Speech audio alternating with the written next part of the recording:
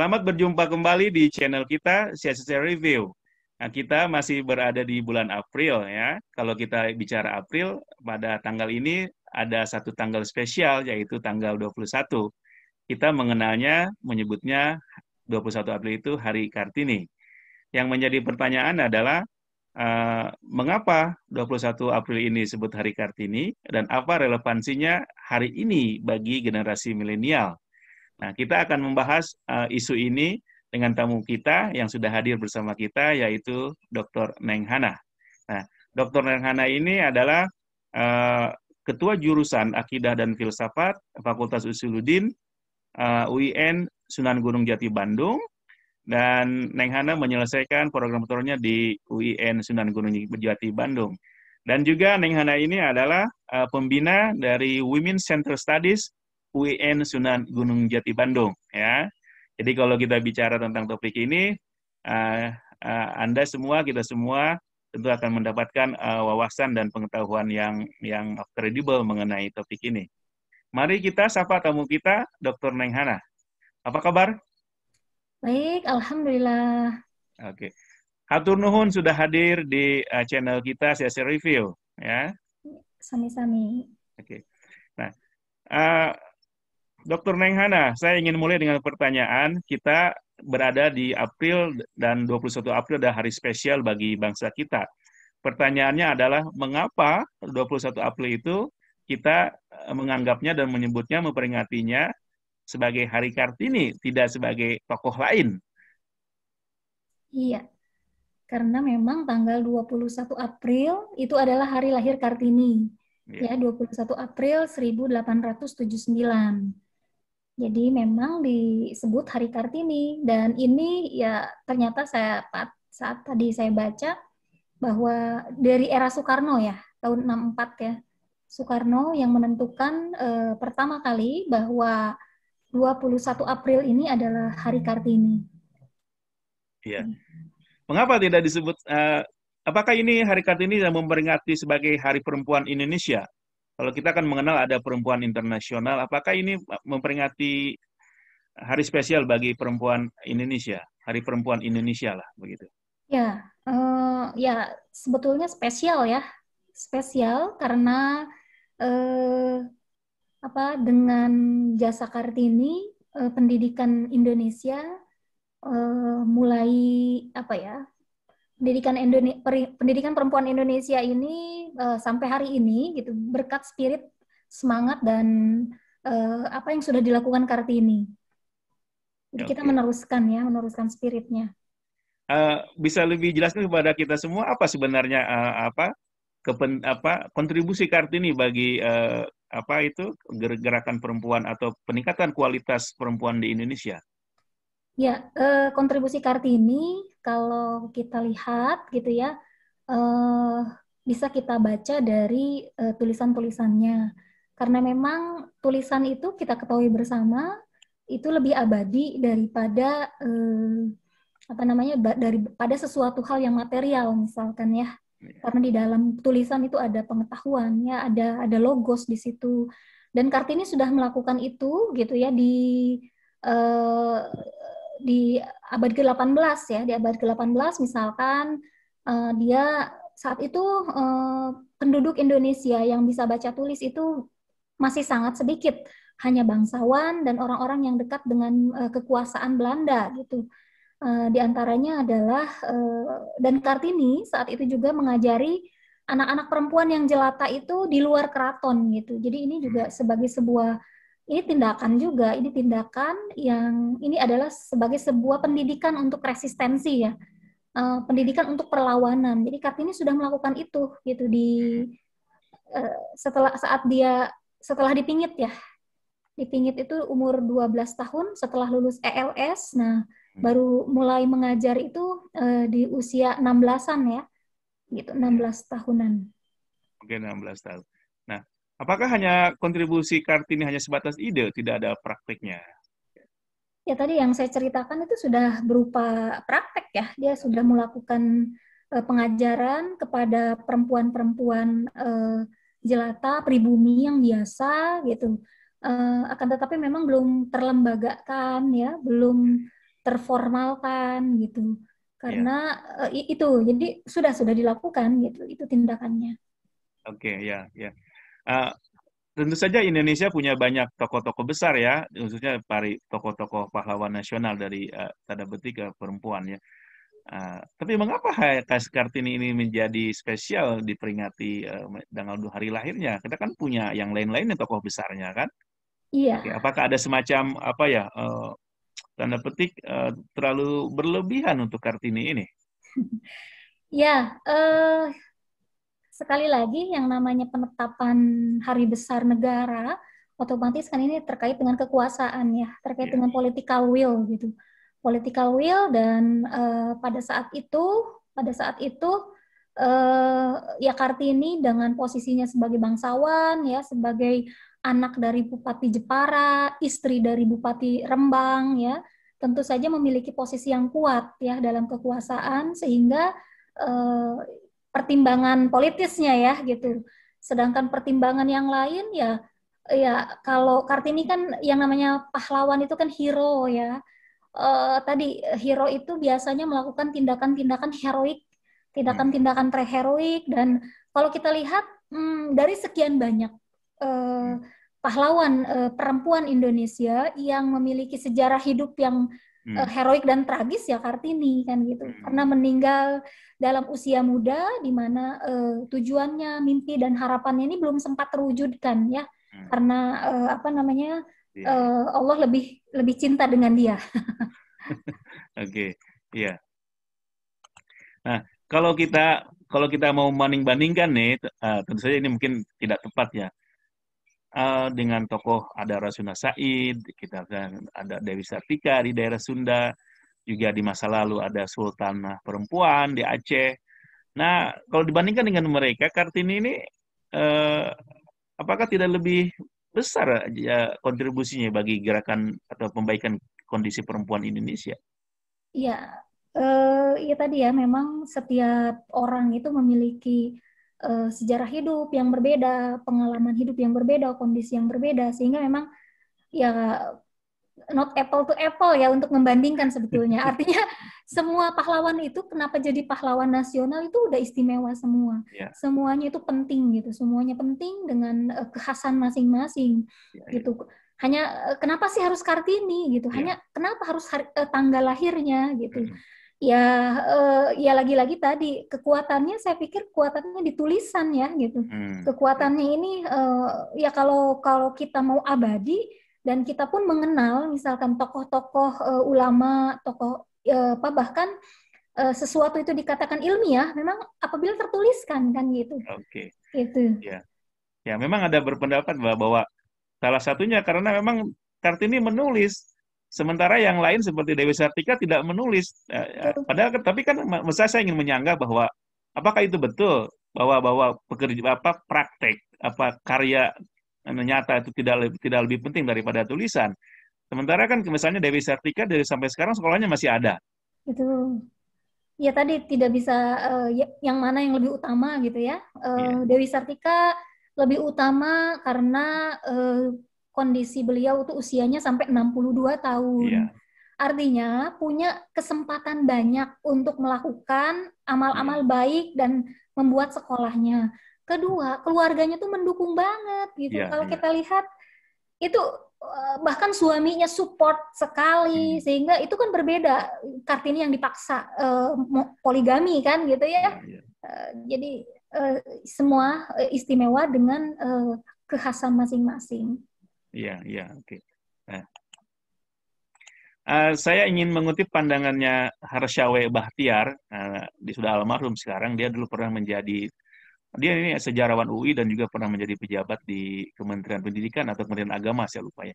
Dia mengatakan begini, bahwa sebenarnya Kartini itu kepahlawannya diciptakan oleh orang Belanda, orang luar, khususnya keluarga Abendanon. Nah, yang Kartini was nothing gitu, nobody, tapi menjadi besar karena dibesarkan oleh Abindanon keluarga. Nah, kita ketika sudah merdeka, kita ikut-ikutan membesarkannya tanpa kita tidak pernah tahu sebenarnya itu. Jadi kita hanya ikut-ikutan saja membesarkan. Bagaimana pendapat Iya. Neng Hana tentang ini?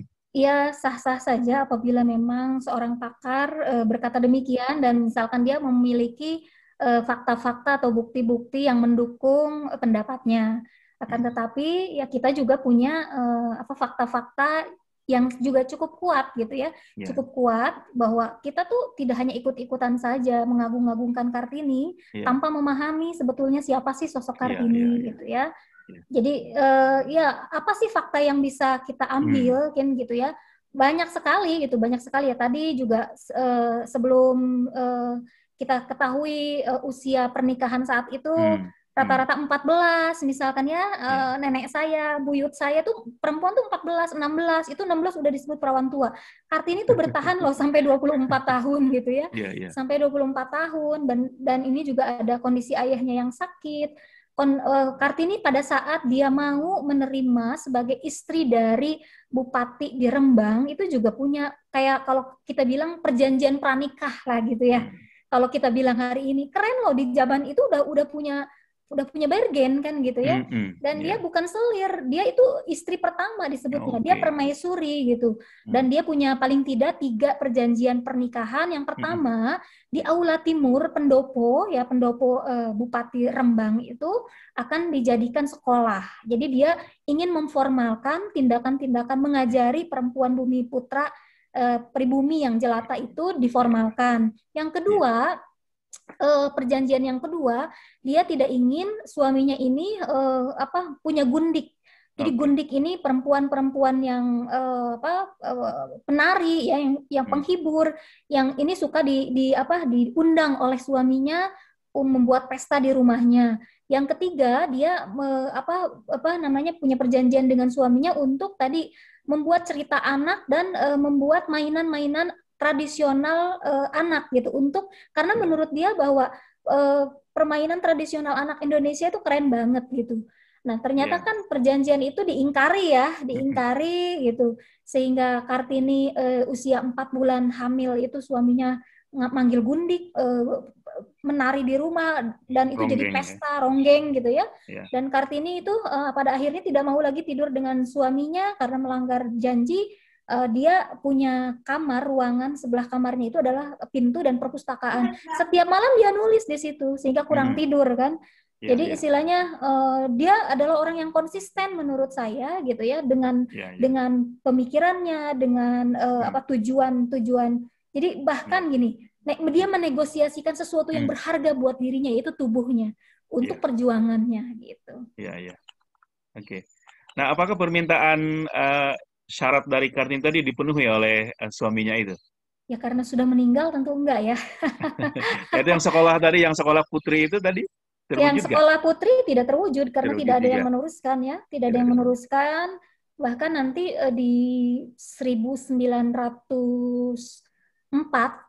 saat 1903 Kartini meninggal 1904.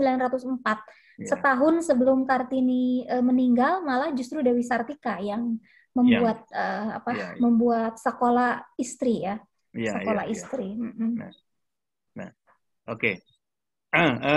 Sekarang kita ingin membawa kepada konteks kekinian. Generasi kita sekarang kan generasi milenial ya, terutama generasi anak-anak kita dan mahasiswa kita ya. Nah, pertanyaannya adalah, apakah tanggal 21 April itu masih diketahui oleh generasi sekarang ini bahwa ini adalah hari spesial bagi bangsa kita, khususnya sebagai Hari Kartini yang merupakan pelopor ikon penting dalam peningkatan harkat perempuan di Indonesia. Ya, kalau sekedar tahu mungkin tahu ya, karena kan tanggal merah. Tanggal merah, jadi tahunya hari libur, terus tahunya anak-anak hari ini kan itu harinya karnaval. Jadi Ya, tahunya Kartini itu ya hari karnaval, pakai baju adat, pakai baju profesi kan gitu ya, ya. gitu. Tapi untuk sosoknya, semangatnya, spiritnya, saya pikir sudah jarang ya, jarang kaum milenial memahami hal itu. Hmm. Oke. Apakah itu sudah menandakan bahwa sudah terjadi semacam penurunan makna 21 April itu bagi generasi baru kita? Ya, saya pikir itu sudah terjadi gitu ya. Itu sudah terjadi karena memang eh, apa yang mereka dapatkan hari ini ya dengan internet, dengan gadget gitu kan, itu Ya. hal-hal yang asing dari penjelasan-penjelasan tentang sosok Kartini gitu ya. Ya. Seperti itu sih. Apakah lembaga pendidikan juga terlibat dalam penurunan makna 21 April ini? Karena tadi Anda sebutkan kalau 21 April anak-anak kita malah sibuknya pakai pakaian adat gitu kan, karnaval dan sebagainya. Apakah juga sekolah kita dari mulai SD sampai SMA itu terlibat dalam proses penurunan makna 21 April ini? Iya, kalau kita lihat ya fenomena di TK, SD itu kan hanya sebatas apa ya, artifisial ya, Iya, kostum kan gitu. Kartini ini ya pokoknya pakai kebaya, pakai pakaian profesi gitu, iya betul. kan menyanyi Ibu Kartini tanpa memang apa gurunya sendiri mengajarkan apa sih sebetulnya Hari Kartini gitu. Iya. Kalau tingkat SMA juga bisa jadi sih, kalau tingkat SMA mungkin ada semacam penyampaian ya siapa Iya, Kartini gitu kan, mungkin juga udah ke wilayah kajian, tapi jarang gitu ya, iya. jarang gitu. Paling di tingkat mahasiswa ya yang sudah ada diskusi atau hal-hal yang lebih substantif dalam memperingati Hari Kartini gitu. Nah, memperingati Hari Kartini 21 ini dengan bentuk pakaian adat, khususnya memakai kebaya bagi anak perempuan atau bagi anak lelaki pakai pakaian polisi tentara, apakah itu relevan? Apakah tidak menyalahi substansi Kartini itu sendiri? Iya, menurut saya tergantung sudut pandang sih ya, sudut pandang tertentu gitu ya. Kalaupun kita pakai sudut pandang yang positif, ya tidak nyinyir gitu ya. Ya kan bangga juga kan kalau anak kita misalkan jadi polisi, ya nggak jadi ABRI, artinya harus sekolah terus kan gitu ya. Iya, iya, Anak-anak TK itu berarti apa motivasinya ditumbuhkan dari sejak kecil iya, bahwa kamu tuh harus jadi apa namanya, ya harus jadi orang yang berbakti, orang yang bisa berprestasi kan, itu iya, sah-sah saja ya. Apalagi tapi untuk kebaya mungkin ya, kalau hari ini kan kesannya kalau kebaya itu karena kita sudah sedemikian, Islam itu sedemikian formalis gitu kan ya. oh Kebaya iya, itu betul. kebaya itu bukan lagi Iya, dianggap sebagai bagian dari iya, Islam kan gitu. Sehingga heeh, ada tanda kutip naon sih kan gitu ya. iya, iya. Padahal dulu itu adalah pakaian yang paling sopan di zaman Mm-mm, Kartini.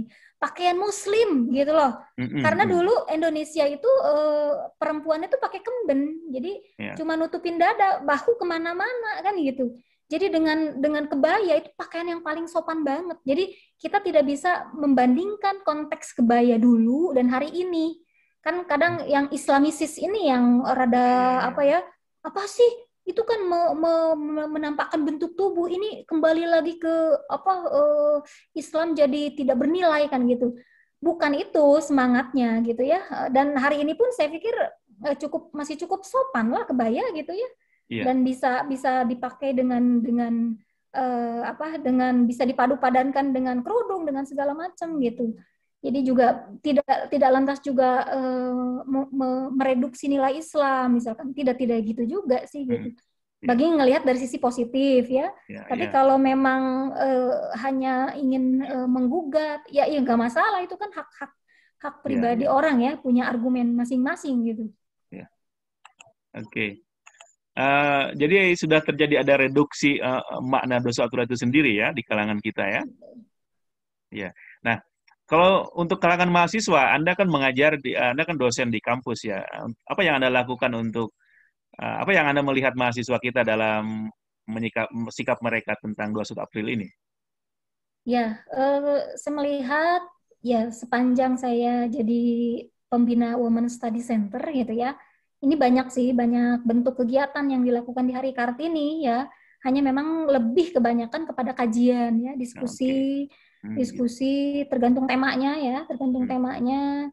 Bahkan juga penggalangan aksi nyata sih kalau waktu belum pandemi ya, dan beberapa HMJ juga ya, himpunan mahasiswa jurusan itu juga menggelar diskusi-diskusi untuk mencerahkan perempuan dan laki-laki, untuk ya tadi kan intinya dari berbagai surat yang diberikan oleh Kartini itu berupa di dalamnya banyak keluhan, gugatan Ya. terkait bagaimana perempuan tuh nggak bisa sekolah kan gitu, nggak bisa sekolah.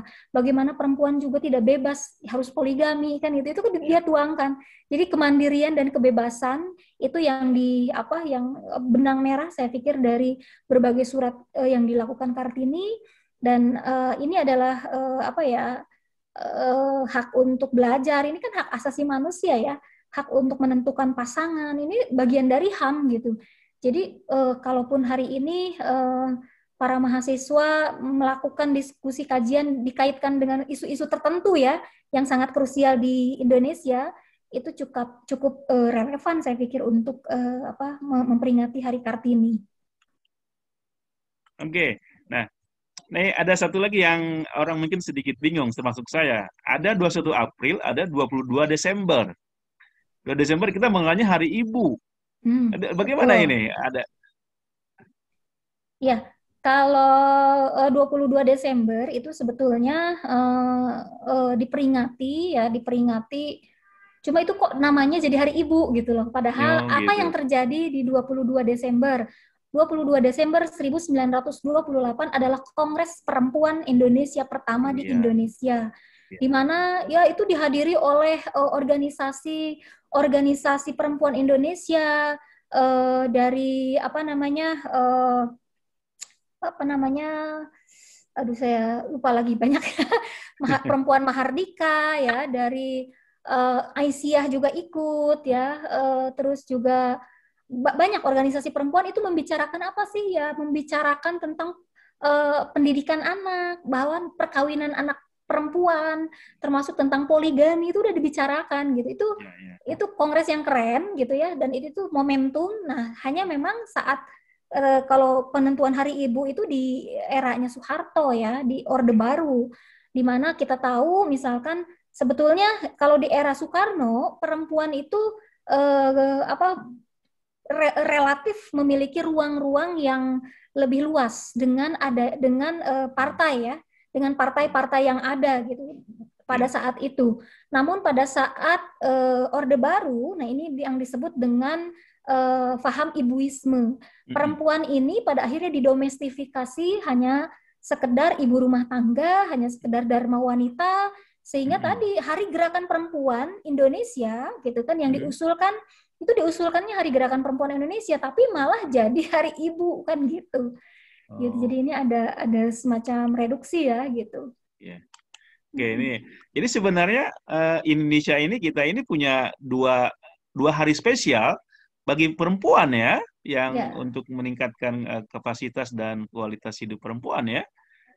Nah, pertanyaan berikutnya, sudah sejauh manakah Hari Kartini ini dan juga 2 Desember itu sudah mampu meningkatkan taraf kehidupan perempuan Indonesia atau setidaknya mengurangi inequality, gender inequality di negara kita? iya, perjuangan masih sangat panjang saya pikir ya gitu.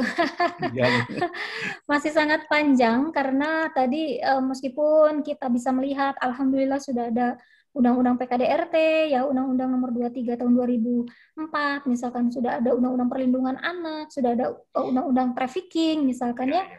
Akan tetapi lagi-lagi hanya membuat saja, tapi regulasinya itu yang nggak diurusin gitu ya. Gitu. Oke. Akhirnya kekerasan belum meningkat, apalagi untuk mengesahkan undang-undang yang sangat penting saja gitu ya, itu udah masuk prolegnas keluar lagi ya gitu, ini masuk, aduh, malah yang lebih menguat yang menyeruak itu adalah hoax-hoax Iya. yang bahkan apakah yang ngeluarin hoax itu baca nggak sih gitu undang-undangnya kan gitu. Iya. Ini Seperti masih apa berat hoaxnya itu? gitu. Penting tuh hoax disampaikan kepada mahasiswa kita. Contohnya apa hoaxnya itu? Ya, hoaxnya misalkan bahwa saya sebut aja ya, RUU ya, RUU PKS itu adalah anti keluarga kan gitu Oke. kan. Padahal anti keluarga apa, di dalamnya tidak ada misalkan ya satu statement yang mengeluarkan bahwa eh iya karena kan itu misalkan ada menyuruh pada LGBT. Padahal tidak ada satupun pasal yang ngomongin tentang itu kan gitu. Ini Iya, kan iya, jelas hoax kan gitu. iya, iya. Hanya penafsiran belaka.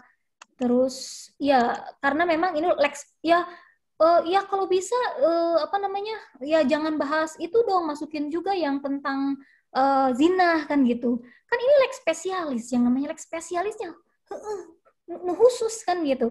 Sedangkan tadi karena memang tidak ada di dalam undang-undang PKDRT, belum ada kan gitu ya, belum ada aturan spesifik. Apalagi di KUHP kan, di KUHP kan sangat bias ya.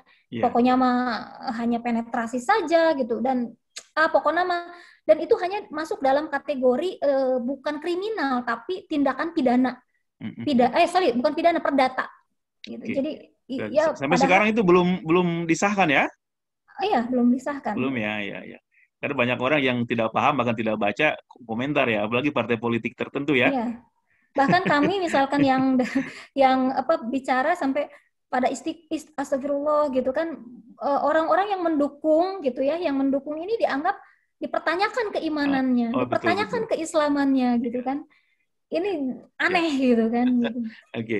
Nah, kembali ke tadi makna Kartini bagi generasi milenial. Nah, bagaimana upaya kita seharusnya supaya 21 April ini meaningful bagi generasi milenial kita, khususnya anak-anak kita dan mahasiswa kita? Ya, apabila ingin meaningful, tentu kegiatan-kegiatannya jangan cuma yang artifisial, cangkang gitu ya, tapi dengan kegiatan-kegiatan yang sangat substantif gitu ya. Apakah dengan kajian ataukah dengan tindakan nyata, misalkan tindakan nyata menolong anak-anak yang tidak bisa bersekolah misalkan, atau juga mendampingi perempuan-perempuan yang lemah kan gitu ya. Ini bisa dengan segala macam cara bisa kita lakukan gitu, sesuai dengan kondisi masing-masing dan posisi masing-masing ya, karena tiap profesi kan berbeda ya kondisi dan situasinya. Oke. Terakhir nih ya, apa saran Anda buat pemerintah atau khususnya kampus kita deh ya, kampus-kampus perguruan tinggi, supaya gerakan perempuan itu semakin bermakna khususnya melalui 21 April ini ya? Ya, saya sih menyambut saya berharap bahwa khususnya di UIN Bandung segera terbentuk ULT ya, unit layanan teknis terkait penanganan kekerasan seksual, dan karena ini sudah diamanatkan di dalam peraturan Dirjen Pendis ya. Dirjen Pendis itu di Oktober 2019, di mana di setiap perguruan tinggi Islam gitu, ini harus ada semacam WCC, Women Crisis Center ya, sehingga harus ada ULT, dan UIN Jogja sudah melakukan itu. Dan kemarin kita juga mengundang dosen UIN Jogja, dalam hal ini Komisioner Komnas Perempuan Mbak Alimatul Kibtiah, untuk mendampingi kita. Dan sekarang memang sedang digarap ya, sedang kami garap. Saya masuk dalam tim inti penggarapan SOP ya, SOP, dan mudah-mudahan apabila SOP dan SOP untuk ULT, dan mudah-mudahan bisa keluar SK Rektor. Karena tanpa SK Rektor nonsen. Kita di kampus nggak bisa berbuat apa-apa. Minimal itu dulu lah, itu dulu gitu. Hal yang menurut saya urgen di UIN Bandung. Sejauh ini responnya positif dari pimpinan? Ya positif, cukup ya. Saya bilang cukup positif ya. Hanya nih. Ya mudah-mudahan aja lah, saya karena dimasukkan bagian perumusan gitu ya, sehingga paling tidak amanat-amanat teman-teman itu bisa kita sampaikan gitu ya. Dan bukan hanya, mohon maaf karena gini, Unpad itu udah mengeluarkan SK Rektor terkait kekerasan seksual. Tapi yang dilibatkannya ini dalam diskusi Zoom juga ya, terkait kekerasan seksual, dan dosen yang bercerita, bahkan pusat studi gendernya yang mengadakan itu nggak diajak ngobrol gitu, pusat studi gendernya. Dan orang-orang yang terlibat dalam SK Rektor itu adalah orang yang nggak paham itu Unpad gitu.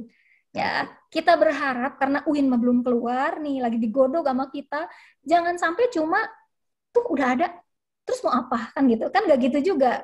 Ya, ya. Ada kalau hanya menyulitkan para korban lapor juga ngapain kan gitu. Ya, Hanya sekedar gugur kewajiban kan nggak gitu. oke. Ya kita berdoa, kita dukung gitu ya. Bukan doa sih, dukung gitu, dukung banget dan kita berkontribusi agar memang betul-betul hadir di UIN itu ULT Unit Layanan Teknis KS gitu. Oke. Mudah-mudahan. Oke.